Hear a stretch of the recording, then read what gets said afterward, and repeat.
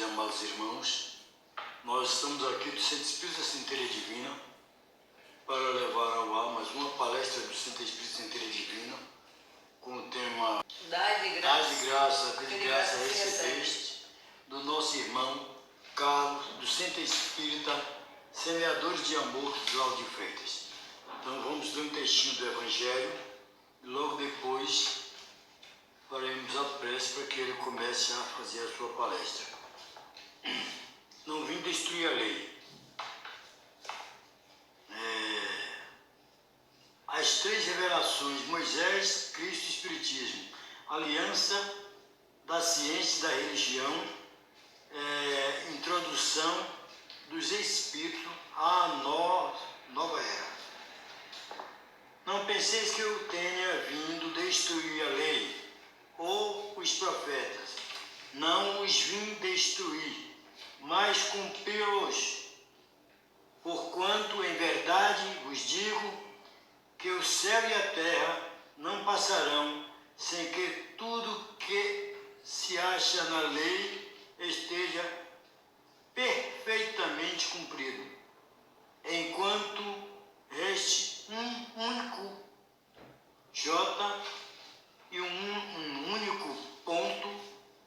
Mateus 5:17 e 18.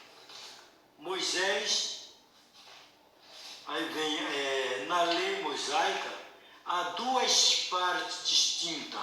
A lei de Deus, promulgada no Monte Sinai, e a lei civil ou disciplinar, decretada por Moisés. Uma é invariável e a outra apropriada. Os costumes e os caráteres do povo se modificam com o tempo. E a lei de Deus está formulada nos 10 mandamentos, que é a seguir: eu sou o Senhor, Deus, tal, tal. Então a lei promulgada por ele, recebida através da sua mediunidade, é divina. A outra é humana. E a humana é mutável. E a de Deus é imutável. Está aí para nossas reflexões. Agora vamos fazer a oração para logo nosso irmão começar a sua palestra desta noite. Elevemos nossos pensamentos ao nosso querido e amado Senhor do Universo, Deus, e lembrando o amável pastor das ovelhas, o sol da imortal falange, Jesus, quando ele nos ensinara a orar, para falarmos com o Pai, dizendo: Pai nosso que estais nos céus, santificado seja o vosso nome. Venha a nós o vosso reino, seja feita a vossa vontade, assim na terra como nos céus. O pão nosso de cada dia nos dai hoje. Perdoai, Senhor, as nossas ofensas, assim como nós perdoamos aquele que nos ofendido. E não nos deixe cair em tentações, mas livrai-nos, Senhor, de todo mal, porque de vós é o poder, o reino e a glória, para sempre, que assim seja. Agora conosco, o nosso irmão Carlos, vamos todos ouvi-lo e vibrar pela sua tarefa desta noite, levando o pão do Espírito a todas as criaturas. Meu irmão, seja muito feliz nessa sua palestra de hoje. Olá, meus irmãos, estamos aqui mais uma vez para fazer uma reflexão com vocês sobre um tema do Evangelho. Agradecemos o convite da casa, que nos trouxe muita satisfação de poder contribuir, para o crescimento de todos. Então vamos inicialmente agradecer a Deus por essa oportunidade, pedindo que possamos fazer um trabalho de entendimento do Evangelho, um trabalho de reflexão e um trabalho que nos possa tornar pessoas melhores, que é o objetivo final da doutrina espírita. Que o Mestre Jesus, com a sua luz e seu amor, nos conduza e que possamos todos juntos crescermos, sermos pessoas melhores, que assim seja. Eu sou o Carlos, sou trabalhador do Centro Espírita Semeadores Semeadores do Amor, em Lauro de Freitas, na Bahia. E o tema que nós vamos estudar hoje é Dai de graça o que de graça recebeste, conforme o Evangelho segundo o Espiritismo, no seu capítulo 26. E lá no capítulo 26 tem um trecho do Evangelho de Mateus, o capítulo 10 de Mateus, que diz assim: Jesus reuniu seus 12 discípulos, conferiu-lhes o poder de expulsar os espíritos imundos e de curar todo o mal e toda enfermidade. Disse Jesus: por onde andardes, anunciai que o reino dos céus está próximo. Curai os doentes, ressuscitai os mortos, purificai os leprosos, expulsai os demônios. Recebestes de graça dai. Ninguém, como disse Jesus, se deve fazer pagar por aquilo que recebeu de graça. Então Jesus deu aos seus discípulos o dom de curar, de expulsar os demônios, e um dom que foi dado a eles. Então Jesus deixou bem claro que não se podia cobrar por aquilo que é dado de graça. Que eles não fizessem comércio, que eles não fizessem uma especulação daqueles dons que lhe foram doados, ou fizessem um meio de vida daquilo. Receberam gratuitamente e gratuitamente deveriam atuar. Para que faça isso, para que os discípulos pudessem fazer isso, os discípulos tinham que estar envolvidos no amor, envolvidos naquela doutrina que Cristo ensinava. Eles tinham que ter a humildade de acatar aquela orientação do Mestre, de suprimir o orgulho, a vaidade que iria despertar em todo ser humano quando tivesse dons diferenciados, mas eles tinham que ter a humildade para se manter na missão. Tinham que ter um envolvimento para poder cumprir aquela missão que o Mestre lhes dava com a destreza e com a exatidão que lhe foi incumbida. Isso mostra um desprendimento das coisas materiais, dos objetivos mesquinhos dos homens. Qualquer homem que não tivesse esses ideais de amor no espírito, de crescimento do espírito, iria se aproveitar desses dons. Então Jesus foi bem claro ao orientar. Então vejam como era a orientação de Jesus e a sua preocupação quanto a isso. Numa outra passagem do Evangelho de Jesus, há um comentário sobre preces pagas. Então o que eram preces pagas? Naquela época, nos tempos de Jesus, era muito comum que os homens pagassem para que os sacerdotes e as pessoas do templo orassem por eles a Deus. Então era uma prática comum fazer isso. Então, se nós olharmos no Evangelho, tem uma passagem em que se disse assim, palavras de Jesus: precatai-vos dos escribas, que se exibem a passear com longas túnicas, que gostam de ser saudados nas praças públicas e de ocupar os primeiros assentos nas sinagogas e os primeiros lugares nos festins, que a pretexto de extensas preces devoram as casas das viúvas. Essas pessoas receberão condenação mais rigorosa. Então nós vemos isso no Evangelho de Lucas, no capítulo 20, no Evangelho de Marcos, no capítulo 12, e no Evangelho de Mateus, no capítulo 23. Então, vejam bem, o que Jesus estava condenando aqueles que posavam como servos de Deus, mas na verdade exploravam as pessoas em nome desse trabalho que faziam. Então, ele dá o exemplo das viúvas. Então, as pobres viúvas que se viam de repente desamparadas, sem seus companheiros, muitas vezes sem o seu ganha-pão, e que tinham que ainda pagar vultuosas somas para que fossem elevadas preces a Deus por conta daqueles que faleceram. Então elas eram exploradas, muitas perdiam o pouco que tinham para aqueles sacerdotes ávidos de aproveitar a situação. E por que Jesus combatia isso? Porque Jesus ele sempre colocou Deus como acessível para os homens. Então através da oração, através da prece, o homem pode se colocar em contato direto com a divindade, não necessita de intermediários, né? E Deus também, como toda sabedoria, toda justiça, ele não concede benefícios àquele que pode pagar por uma oração mais bonita ou mais comprida, né? Deus trata a todos os seus filhos da mesma forma, com a mesma atenção, com o mesmo incentivo, com o mesmo amor. Então não se pode conceber um Deus que aprecie aqueles que podem orar melhor em relação a outros. Então isso é uma coisa completamente inconcebível, e daí que Jesus combatia essas coisas.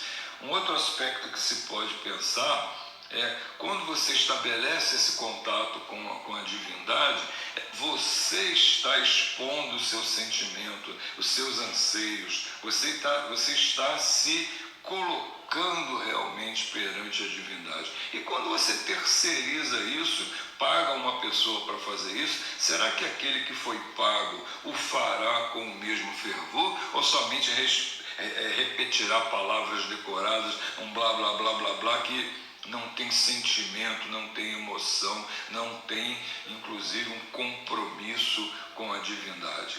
Então os homens, eles muitas vezes fazem uma falsa ideia de Deus, como se Deus pudesse ser enganado, né? Pudesse ser enrolado, e a coisa não é assim, né? A gente, para que você possa fazer o contato com a divindade, basta apenas que você pense na divindade, você pense na mensagem que você quer passar com fervor, com sentimento, com sinceridade. Não precisa de palavras decoradas, não precisa de ser nenhuma prece longa, nem bonita, nem tida, né, como uma coisa convencional. Você só precisa passar a sua mensagem com sentimento. Esse aqui é o sentido real da prece.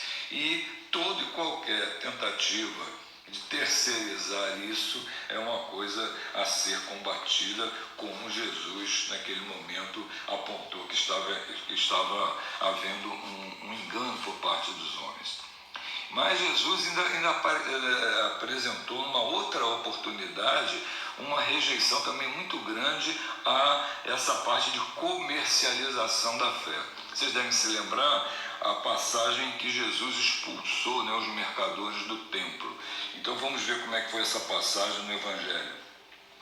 Então diz assim: eles vieram em seguida a Jerusalém, e Jesus, entrando no templo, começou por expulsar dali os que vendiam e compravam. Derribou as mesas dos cambistas e os bancos dos que vendiam pombos, e não permitiu que alguém transportasse qualquer utensílio pelo templo. Ao mesmo tempo, os instruía, dizendo: não está escrito que minha casa será chamada casa de oração por todas as nações? Entretanto, fizestes dela um covil de ladrões. Os príncipes dos sacerdotes, ouvindo isso, se alarmaram, procuraram meios de o perderem, pois o temiam, visto que todo o povo era tomado de admiração pela sua doutrina. Esse trecho nós vemos no Evangelho de Marcos, no seu capítulo 11, e no Evangelho de Mateus, no capítulo 21. Então vejam essa situação. Jesus chegou na casa de Deus, na casa do Pai, e encontrou todo um comércio ali instalado, em que se vendia pombos, né? Se vendiam as avezinhas. Com qual finalidade? Naquela época era a crença dos judeus que eram necessários sacrifícios, né, de seres puros, ingênuos, para aplacar a ira de Deus. Então eles matavam esses animais e derramavam o sangue deles em fogueiras, para que aquele cheiro de sangue queimado chegasse ao Criador para aplacar a ira de Deus. Vejam a imagem que se tinha de Deus naquela época, né? E tudo isso era um comércio altamente lucrativo, porque adivinhe quem é que vendia os pombos lá, né? A concessão da venda daqueles pombos era dos sacerdotes. Então, todos eles lucravam bastante com esse tipo de comércio. Aí a gente pergunta assim, isso era naquela época de Jesus, mas será que hoje nós não temos ainda algumas coisas parecidas com isso, né? Parece que a gente vai em algumas religiões, nos templos, e encontramos muita mercadoria sendo vendida em nome de Deus, né? Muito comércio sendo feito e explorado em nome de Deus e em nome da fé daqueles que procuram a casa, né? A casa religiosa. Então nós vemos ainda que isso é uma coisa totalmente inconsistente com a ideia que nós temos de Deus, toda a perfeição, toda a bondade. Como é que Deus, toda a perfeição, toda a bondade, ia aceitar que alguns que tivessem capacidade monetária para comprar aquelas coisas que se vendem fossem mais aceitos por ele do que aqueles outros que não tivessem? Então isso é uma coisa totalmente inconcebível com a ideia de um Deus soberanamente justo, bom e inteligência suprema, como nós entendemos na doutrina espírita. Então daí a revolta inclusive de Jesus, porque aquilo não era condizente com o Pai que ele apregoava, né, aquele que ele ensinava para todos. Mas nós vemos que essas práticas, né, de comercialização em várias religiões, isso já acontecia muitos anos atrás e ainda acontece até hoje. Então até hoje nós chegamos nos templos religiosos e vemos sendo encomendadas celebrações, né, para os vários motivos, né, desde de festividades, de eventos, até em memória dos mortos, à custa de pagamento, né, para que seja lido o nome da pessoa naquela celebração, se paga uma quantia monetária, né? Se faz apadrinhamento de altares, de bancos, de salões, e se coloca lá o nome do contribuinte com toda a pompa para que todos saibam que foi feita uma doação em nome daquelas pessoas. Quando Jesus nos ensinou que a verdadeira caridade, a doação tem que ser anônima, né? E as pessoas botam lá o nome, né? E chegam, a família tal doou esse banco, doou esse altar. Quer dizer, uma coisa totalmente contrária àquilo que Jesus nos ensinou da caridade, a caridade anônima, a caridade sem interesse de retorno. Mas muitas vezes os homens acabaram deturbando, né, as coisas de Deus. Então uma das coisas que a gente gostaria de falar é que isso tem historicamente sendo companhia dos homens nas religiões, né? Então, por exemplo, vamos falar aqui de uma situação que é a situação das indulgências, né? Todos nós já estudamos, né, até na parte histórica, né, da nossa civilização, essa prática de indulgência nessa proximidade da religiosidade, né, com a economia. Então a história das indulgências é mais ou menos assim, né? Por exemplo, na igreja católica existe dentro dos seus dogmas, né, existe uma definição de um lugar chamado purgatório. Então o que seria o purgatório? Então as almas, né, dos homens, depois que os homens morrem, aqueles que fossem puros o suficiente iriam direto para o céu. E aqueles que não fossem ruins, mas que não fossem tão bons assim, iam fazer um estágio, né, probatório num plano intermediário que se chama justamente o purgatório. E esse estágio seria durante o tempo suficiente para que essas almas redimissem, né, os seus erros. Vejam que não são as almas dos condenados, né? Que tem outros que já mandam direto para os infernos, mas alguns que eram bons, mas que não eram tão bons assim, ficam nesse estágio probatório. E a igreja instituiu, né, penitências, né, que seriam atribuídas a essas almas, a essas pessoas, até enquanto vivas, para que pudessem diminuir esse estágio probatório, diminuir o tempo de purgatório. Então, assim, lá pelo século III, as autoridades eclesiásticas elas já começaram a fazer essa cobrança, né, dessas penitências, né? Eram penitências que eram muito severas, muito longas, eram coisas difíceis, né, de uma pessoa comum conseguir pagar essas penitências, né, para que pudesse aceder diretamente aos céus. Lá pelo século VI, eles começaram a abrandar, né, a direção da igreja começou a abrandar essas penitências, trocando-as por penas mais leves, né? E eles puniam mais severamente aquelas faltas que eram contra os dogmas da igreja. Quer dizer, o que a igreja considerava como sagrado para ela, dos seus rituais, dos seus dogmas, esses eram aqueles que eram mais punidos severamente. Lá pelo século X, essas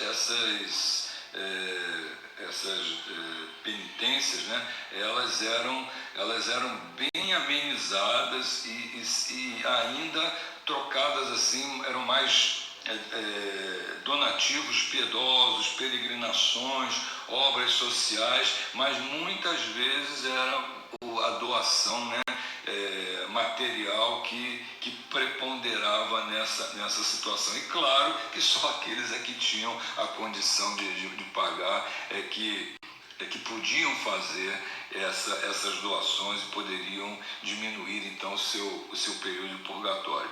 E isso ficou assim de tal maneira, como é que se diz assim, escancarado, e ficou de tal maneira assim utilizado pelos ricos somente, que chegou a um ponto de haver dissensões na própria igreja. Então vocês devem saber da história de Martinho Lutero, né? Um monge alemão que se revoltou com alguns dos dogmas da igreja, e uma das coisas que Martinho se pegava firmemente era esse detalhe das indulgências, que ele achava uma coisa inconcebível com a fé, né? Mas que a igreja praticava constantemente. E esse foi um dos motivos do racha que houve na igreja, e que criou-se então a ala protestante do cristianismo que nós temos até hoje, né? Aquela ala que não segue a igreja católica, né? Mas então vocês vejam que isso é uma coisa antiga, né? Essa influência do materialismo, da posse financeira nas coisas da religião. E hoje nós estamos aqui, né, como espíritas, né? E aí como é que o espírita vive, né, essa situação? Então nós estamos nas casas espíritas. As nossas casas espíritas, elas, para serem mantidas, elas dependem de que se honrem despesas, né? As casas têm despesas de conservação, de manutenção, algumas têm empregados, né? Pessoas que trabalham ali, contratados segundo os ditames das leis, e que precisam de ter o seu ganho assegurado mensalmente. E como é que a casa faz para poder ter esse aporte? Então, a casa espírita, por definição, é uma casa que apresenta diversos serviços, diversas atividades, sem a cobrança monetária de qualquer taxa que seja.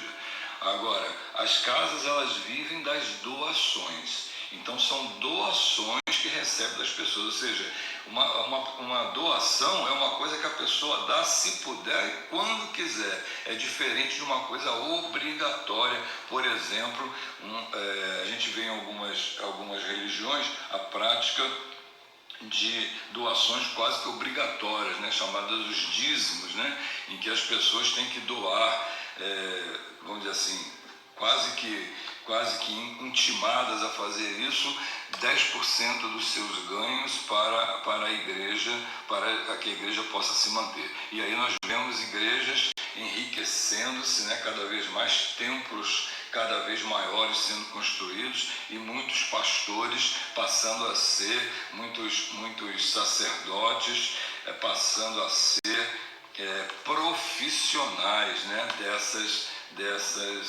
congregações, e vivendo disso, e vivendo, alguns morando em verdadeiros palácios, né? Ou seja, é uma coisa próspera pelo ponto de vista financeiro. Agora, muitos abusos são cometidos por isso, né? Então tem pessoas que mal têm condição de subsistência e que são como que extorquidos a pagar aqueles valores, aqueles dízimos. E se não pagam, são, como que diz assim, discriminados, né? Alguns são até retirados das atividades porque não estão honrando aquele compromisso. Então, uma coisa que nós temos que entender, a verdadeira casa espírita, ela não cobra pelas suas atividades. Alguém pode falar assim, mas eu ouvi dizer que um fulano em num centro, em algum lugar aí, faz um atendimento lá, mas a pessoa tem que dar R$100 lá para ser atendido. Existe, volta e meia, nós nos deparamos com coisas assim. Mas seja lá quem for ou a casa que for, esta casa não está seguindo os ditames da doutrina espírita. Então, essas práticas não são consideradas como verdadeiras práticas espíritas. A gente tem que estar atentos, né, e evitar esse tipo de atividade nesses locais. E lá no Evangelho, no capítulo 26, há mais um item que Kardec colocou como preocupação do dai de graça que de graça recebestes. E esse muito significativo para nós espíritas, que trata da mediunidade, né? A mediunidade gratuita. Então, vamos entender, né, que a mediunidade é exatamente o que seja. A gente pode até estar querendo falar uma coisa básica que para alguns vai parecer que a gente está querendo ensinar o sabido beabá, né? Mas é bom a gente tocar nesses assuntos porque muitas das pessoas que às vezes nos assistem não têm esses conhecimentos e às vezes têm falsas ideias. Então é bom a gente dar uma explicada melhor no assunto. Então nós vamos falar um pouquinho da mediunidade para que as pessoas possam entender por que ela deve ser gratuita. Então, primeiro, o que é a mediunidade, né? Então, a mediunidade é aquela comunicação que é feita entre o mundo espiritual e o mundo aqui dos homens, o mundo que nós vemos aqui, o mundo material. Então essa comunicação, essa relação entre os dois, ela é feita através de pessoas, né, que têm o dom, a condição de fazer essa comunicação. Pessoas que nascem com um dom mediúnico, o dom de fazer um intermédio entre esses dois mundos, que são chamados de médiuns. Então, todos, por definição, Kardec inclusive diz isso, todos os seres, né, todos os seres humanos, eles são mais ou menos médiuns, ou seja, todos nós temos algum tipo de sensibilidade para com o mundo espiritual. Porém, uns têm essa sensibilidade muito fraquinha, quase imperceptível. Já outros têm essa sensibilidade de uma forma mais aflorada, mais, vamos dizer assim, explícita, né? Então a gente tem que entender que essa possibilidade de você fazer esse intermédio entre o mundo espiritual e o mundo físico é uma coisa que a pessoa já nasce com aquilo, né? Ela já nasce com essa aptidão. Todos nós nascemos com essa aptidão, uns mais do que os outros, mas todos nascemos. Então é uma coisa que nos é dada. Nós não estudamos a mediunidade para se formar, para sair com um diploma de médium, para poder exercer a atividade mediúnica. A pessoa que nasce com o dom aflorado da mediunidade, desde as mais tenras idades, desde criança, já exerce a mediunidade, muitas vezes até sem o saber. Muitos jovens exercem a mediunidade sem saber, muitas pessoas. Então nós temos que entender que existe essa possibilidade, que essa possibilidade é uma coisa nata das pessoas. Nós temos uma coisa interessante na pergunta 459 do Livro dos Espíritos. Kardec, quando estava fazendo o trabalho de receber as informações, né, para a codificação espírita, ele perguntou certa vez aos espíritos se os espíritos influenciavam as nossas vidas. E a resposta que os espíritos passaram foi sim, muito mais do que vocês pensam. A maioria das vezes, inclusive, são os espíritos que os guiam. Então vejam que resposta interessante os espíritos deram para Kardec. Que os espíritos, eles nos influenciam e a maior parte das vezes são eles que nos dirigem. Ou seja, nós estamos na nossa vida, no nosso dia a dia, achando que nós estamos tomando decisões para isso ou para aquilo, mas muitas das vezes nós estamos recebendo inputs, né, dos espíritos, todo momento, através do nosso pensamento, e que nós achamos que somos nós que estamos pensando. E às vezes são pensamentos que nos são enviados pelos espíritos. A gente, quando era criança, a gente via desenho animado, né? Vocês devem ter visto também foram crianças. E você lembra aquele desenho animado que a gente via um diabinho e um anjinho aqui assim, geralmente nessa posição, né? Pequenininhos aqui, dando conselhos, né? Procurando influenciar as pessoas, né? Pois aquele desenho, ele tem uma profundidade, né? Porque é mais ou menos isso, na verdade, que acontece com a gente todo o tempo. Só que em vez de um diabinho ou de um anjinho, nós temos, na verdade, contato com os espíritos, né? Então a espiritualidade se comunica com a gente todo o tempo. Espíritos que são espíritos evoluídos, né? E que querem nos auxiliar, são espíritos simpáticos a gente, querem trazer algo de bom para a gente, que são personificados no desenho animado como um anjinho. E também tem espíritos, né, que são menos evoluídos e espíritos que têm alguma antipatia por nós e que por algum motivo, né, provavelmente de vidas passadas, eles querem nos prejudicar e nos dão maus conselhos. Então, naquele desenho animado está retratado pelo diabinho. E isso é todo o tempo, gente. Então tem gente que chega de vez em quando no centro e fala assim, eu estou obsidiado. Aí dá vontade de botar a mão no ombro da pessoa e falar assim, meu filho, todos nós estamos. Né? Então, todos os grandes espíritas, né? os grandes médiuns, né? que passaram aqui pelo nosso conhecimento, vocês vejam o Divaldo Franco, o Chico Xavier, todos eles falavam, nós temos as nossas obsidiações, nós temos os nossos companheiros que nos acompanham e que muitas vezes nos trazem, né, dificuldades e mal-estar porque querem nos prejudicar. E são nossos companheiros, são nossos irmãos. E eles tratam com esses espíritos com naturalidade. Então todos nós temos os espíritos para nos ajudar e aqueles que querem nos prejudicar. E como é que nós devemos nos comportar então nisso?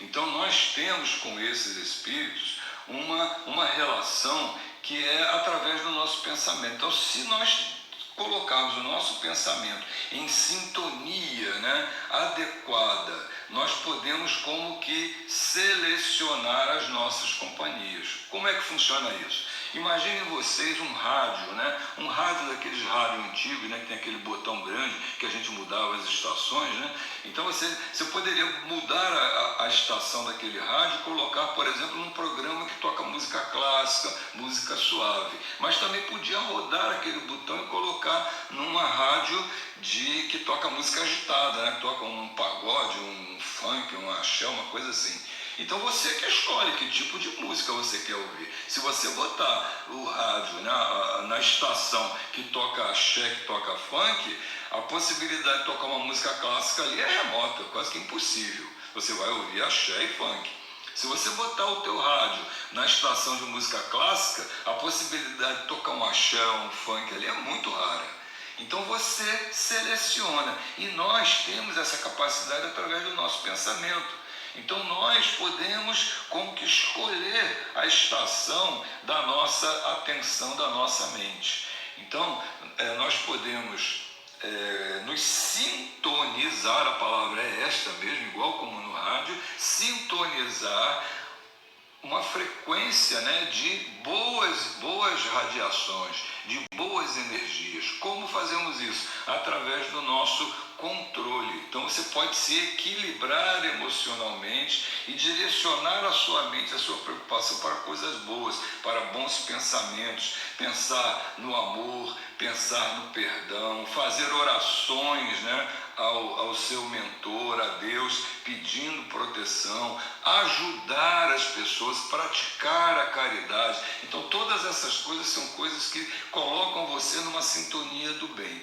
Se você estiver nessa sintonia, vamos dizer assim, do bem, favorável, aqueles espíritos, né, que porventura tenham intenção de lhe prejudicar, ou aqueles espíritos que queiram de alguma forma perturbar a sua vida, a sua atenção, eles vão ter uma grande dificuldade, porque eles não gostam, eles não se dão bem com esse tipo de energia. Então o que acontece? Você, quando fica com o pensamento bem, você fica quase que como que uma aura protetora de coisas boas, e os espíritos maléficos, eles não vão conseguir atuar sobre você, e a maioria das vezes eles se afastam e vão procurar uma outra vítima que seja mais fácil para que eles possam influenciar, e você vai ficar na companhia de espíritos favoráveis que querem lhe ajudar. Agora, se a pessoa optar por colocar a sua mente em pensamentos negativos, em pensamentos ruins, a pessoa vai como que facilitar o contato com essas entidades que querem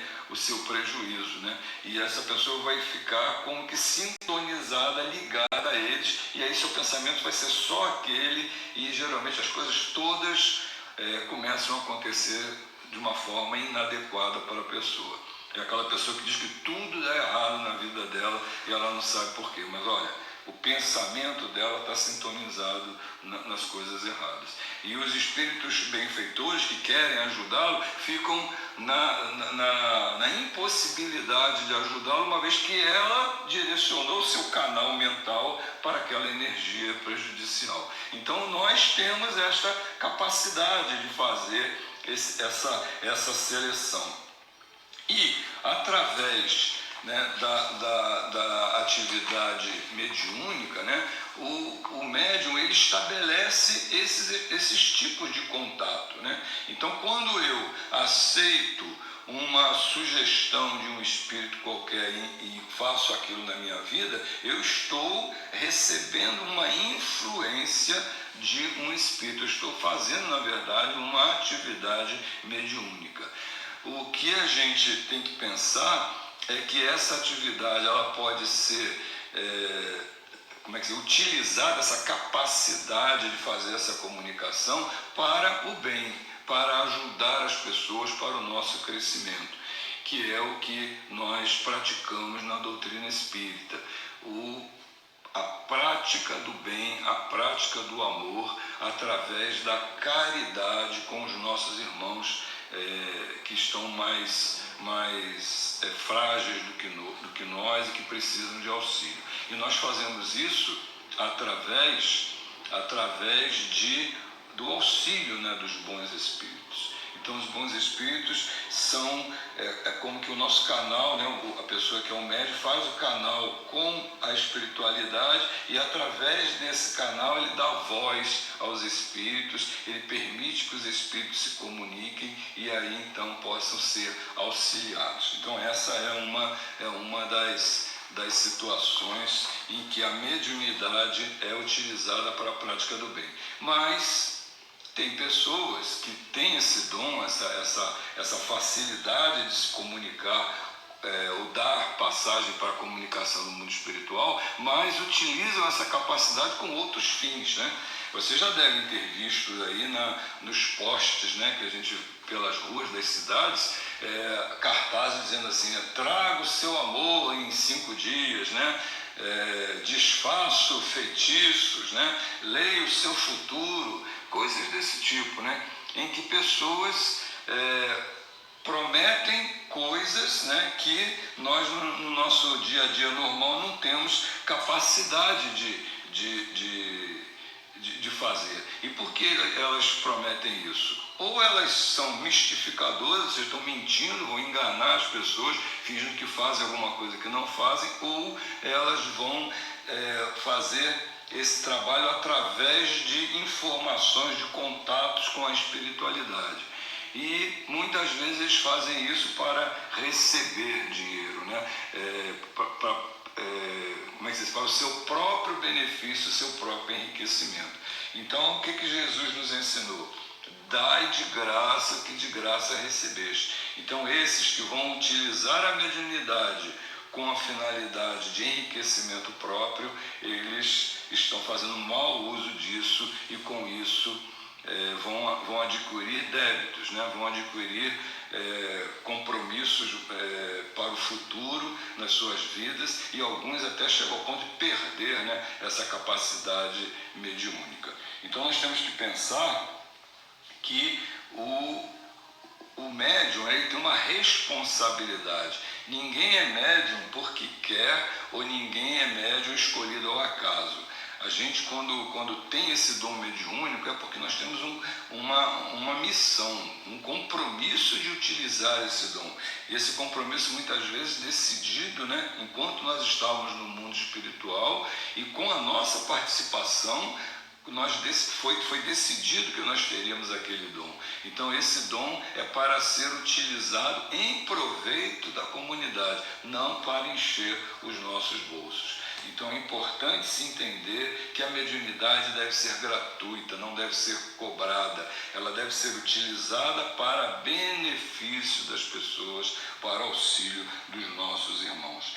Então, para nós encerrarmos, vamos lembrar aqui uma passagem que está no livro dos Espíritos, né? Quando Kardec estava escrevendo o livro dos Espíritos, né, os Espíritos disseram assim para ele: ocupa-te cheio de zelo e perseverança do trabalho que empreendeste com o nosso concurso, pois esse trabalho é nosso. Então aquele trabalho que Kardec estava fazendo, né, de codificação, de reunião de informações, na verdade era um trabalho dos espíritos. Kardec era só um intermediário, um agente, mas o trabalho era dos espíritos, e eles deixaram isso bem claro. Por isso é que Kardec sempre dizia que a doutrina não era a doutrina dele, era a doutrina dos espíritos. E o trabalho mediúnico também não é o trabalho do médium. O médium sozinho não consegue fazer nada. Ele é um intermediário, porque o trabalho é dos espíritos. Por isso não pode ser cobrado. O trabalho é dos espíritos e é feito com a intenção de ajuda da prática da caridade. Então, meus irmãos, esse é o texto do Evangelho do capítulo 26, do Evangelho segundo o Espiritismo. Dai de graça o que de graça recebeste. Esperamos, né, que tenhamos podido colaborar para o entendimento desses conceitos, e desejando, né, que todos possam, através deste conhecimento, através da prática desses conhecimentos, poder auxiliar os nossos irmãos e se tornar homens e mulheres melhores, assim como Jesus nos orientou e assim como Kardec nos apontou quando escreveu a codificação. Então, muito obrigado pela atenção de vocês, muita paz e que Deus nos abençoe a todos. Obrigado. Queremos agradecer ao nosso irmão Carlos pela sua palestra muito bonita. Queremos pedir a Deus por toda a humanidade, pelos nossos irmãos que se encontram nos hospitais do mundo inteiro, por aqueles outros que estão moradores de rua, os que estão nas Cracolândia, os nossos irmãos equivocados das cadeias, vítimas deles mesmos, são nossos irmãos e devemos orar por todos eles. E vamos ser fortes nesses dias de transição, porque tudo que vem de Deus é para o crescimento da humanidade. Então, meus irmãos, vamos lembrar de Jesus chegando ao mar da Galileia. Tu que adoraste da praia, não buscaste nem sábios nem ricos, somente queres que eu te siga, Senhor. Tu me olhaste nos olhos a sorrir, produzindo